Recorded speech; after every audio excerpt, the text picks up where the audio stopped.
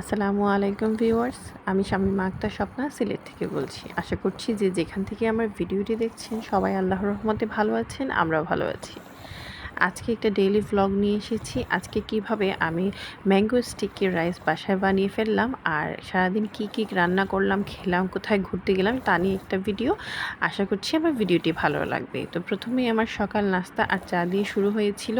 যেহেতু আজকে শুক্রবার আমি আগে থেকে যে সবাই জানেন যে আমি ফ্রাইডে স্পেশাল একটা ভিডিও করে থাকি বা ব্লগ করে থাকি। ফ্রাইডে স্পেশাল বলতে আমি বাসায় ভর্তা টর্তা এরকমের কিছু আইটেম রেডি করে থাকি। আমার হাজব্যান্ড ওইগুলো পছন্দ করেন।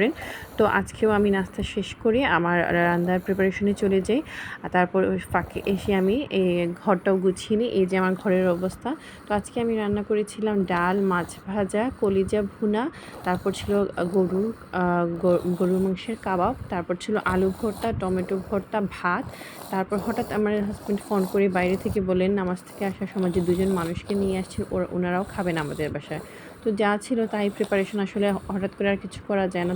তিনিও হঠাৎ করে বলেছিলেন। তো বাসার সাথে আমাদের ছিল, আমাদের বাড়ির বিরন চাল ছিল, আম ছিল। তো আমি চিন্তা করলাম এগুলো রেডি করে ফেলি। তো এইভাবেই বাসায় আমি জাস্ট বিরন চালটা আর আমটা রেডি করে আর লিকুইড দুধ দিয়ে দিয়েছিলাম। তাই বলছি এটা গরিবের আম্বানির ম্যাঙ্গো স্টিকি রাইস।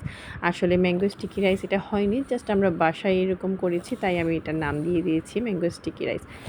এটা বানাতে অনেক কষ্টও আছে, কস্টিংও আছে। এটা আমি ইনশাল্লাহ আমার প্রিপারেশন আছে, আমি খুব জলদি এটা ট্রাই করব বাসায় রেডি করে। তারপর আমরা বিকালে ঘুমিয়ে পড়ি, সন্ধ্যার পর বের হই বাচ্চাদের নিয়ে।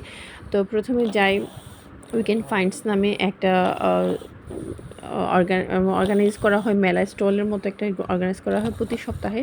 সেটা শুনেছি শুধু ফেসবুকে, তো আজকে গেলাম, গিয়ে একবার ঘুরে চলে আসলাম। তারপর চলে যাই আমরা আর্কেডিয়ার যে গেম জোন, ওইখানে চলে যাই। আসলে সিলেট শহরে বাচ্চাদের জন্য তেমন কোনো খেলার ফেসিলিটি নাই, তো ওই রকম ইনডোর গেমসগুলোই আসলে আমাদের ভরসা।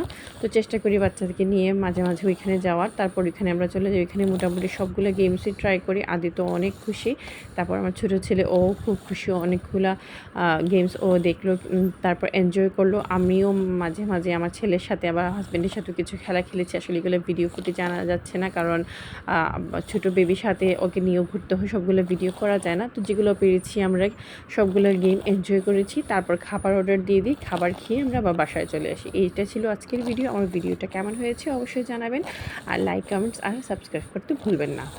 খুদা হাফেজ।